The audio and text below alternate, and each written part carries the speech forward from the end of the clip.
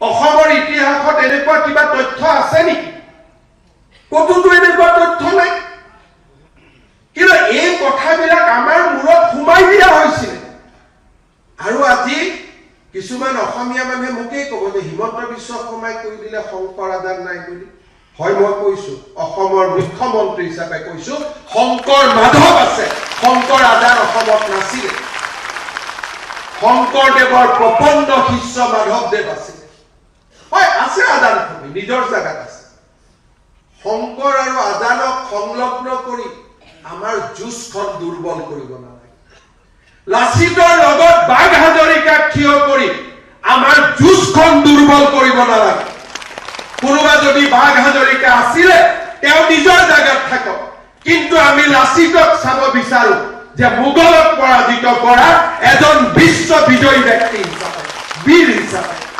বাঘ হাজৰিকাই তেওঁৰ শৌৰ্য আৰু বীৰ্যৰ পৰা 10% কাঢ়ি লৈ যাব নালাগে।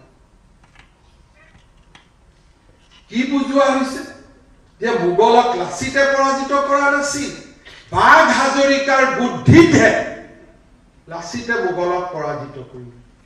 ক'ৰ পৰা আহিলে এইটো তথ্য? কোনে দিলে এইটো তথ্য? কোনখন বুৰঞ্জীৰ পৰা?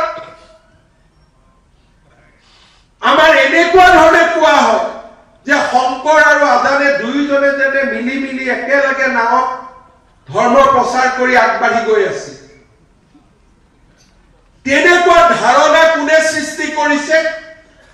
যিয়ে সভ্যতাৰ যুঁজত আমাক দুৰ্বল কৰিব খোজে।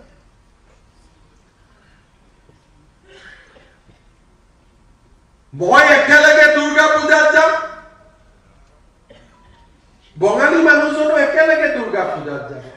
দুৰ্গা গোসানীক আমি দুয়োজনে একেলগে সেৱা কৰিম, কিন্তু আমি দুইজন শত্ৰু। আৰু বাংলাদেশৰ পৰা অহা সকল হল আমাৰ বন্ধু। এই থিয়ৰিটো কেনেকুৱা? আমি একেলগে কম গুৰু ব্ৰহ্মা গুৰু বিষ্ণু, আমি একেলগে সৰস্বতী মাক পূজা কৰিম, আমি একেলগে দুৰ্গা পূজাত পূজা কৰিম, সৃষ্টি সৃষ্টি বিনাশনী গুণাশ্ৰয়ী গুণাময়ী আমি একেলগে কম। কিন্তু ওলাই আহি কম এওঁ বঙালী দেই, এওঁ অসমীয়া।